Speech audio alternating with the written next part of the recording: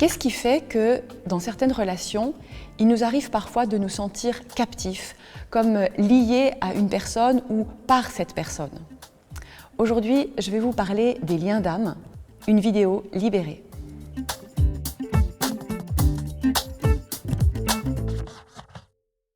Nous en avons tous fait l'expérience. Il arrive qu'on se sente si proche d'une personne que, même lorsque celle-ci se trouve ailleurs, dans un autre lieu, on peut percevoir ce qu'elle ressent, sa tristesse, son inquiétude ou sa joie. Cette sensation n'est pas toujours subjective. Elle révèle parfois l'existence d'un attachement, un lien d'âme entre cette personne et nous. Cela peut être le cas, par exemple, entre une mère et son bébé. Avant même que l'enfant se mette à pleurer en pleine nuit, la mère se réveille comme si elle était déjà informée de ses pleurs à venir. Cela peut être aussi entre deux conjoints, lorsque l'un des deux vit une situation difficile dans laquelle il ressent le besoin d'être soutenu par l'autre dans la prière et que l'autre se met à prier sans savoir pourquoi au même moment dans un autre lieu. La Bible évoque à plusieurs reprises ce type d'attachement particulier qui permet à deux personnes d'être totalement connectées l'une à l'autre, soit pour vivre le projet de Dieu de former une seule chair, dans le cadre de la conjugalité bien sûr, et notamment de la relation sexuelle, soit pour permettre à l'une de protéger l'autre, de l'aider à grandir en étant pleinement sécurisée dans la relation parent-enfant et notamment mère-enfant, voire même, dans certains cas plus exceptionnels, pour permettre à une personne de protéger une autre dans des situations dangereuses. C'est le cas de Jonathan, dont la Bible nous dit que son âme s'attacha à celle de David pendant un temps, afin de le protéger de la violence de Saül. On peut donc dire que les liens d'âme sont des outils que Dieu met à notre disposition pour sécuriser certaines relations, une sorte de câble invisible par lequel peuvent circuler différents types d'informations, des émotions, des pensées, des messages ou même des éléments d'ordre spirituel.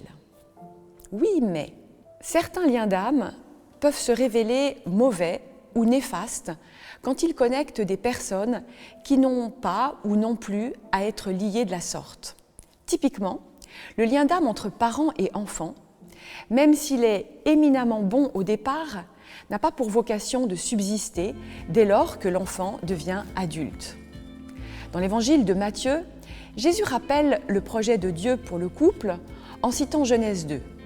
L'homme quittera son père et sa mère pour s'attacher à sa femme.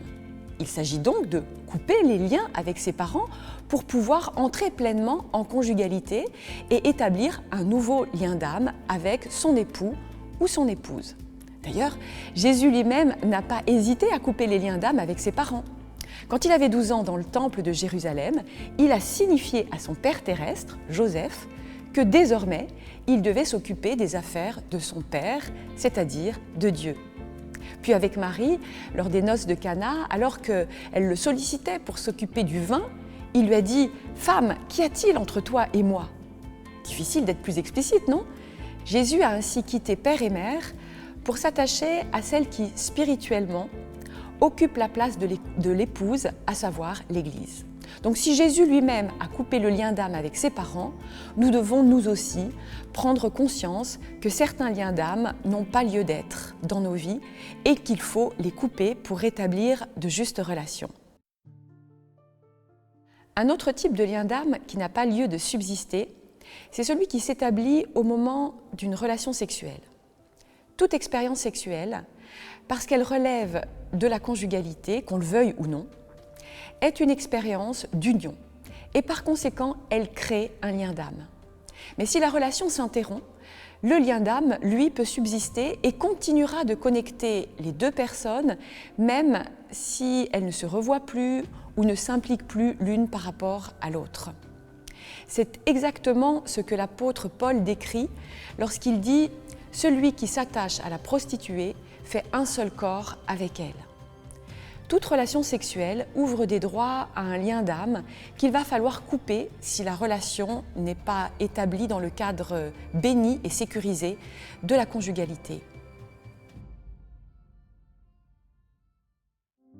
Pour couper un lien d'âme, il faut d'abord l'identifier, reconnaître son existence.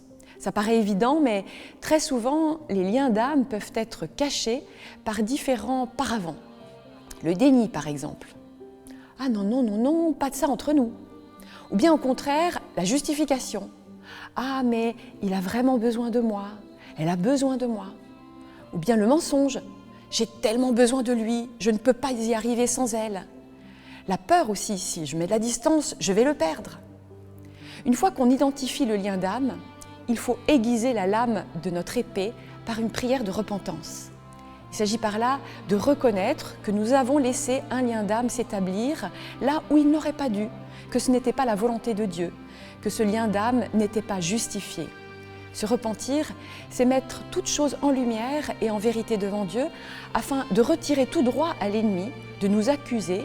Une fois que l'on s'est repenti et que le pardon de Dieu a été prononcé, il nous reste alors à couper. Mais couper vraiment. C'est très important d'assumer cet acte et de ne pas le déléguer à quelqu'un d'autre, que ce soit un frère, une sœur ou à Dieu lui-même. Seigneur, je te demande de bien vouloir couper le lien d'âme. Non, non.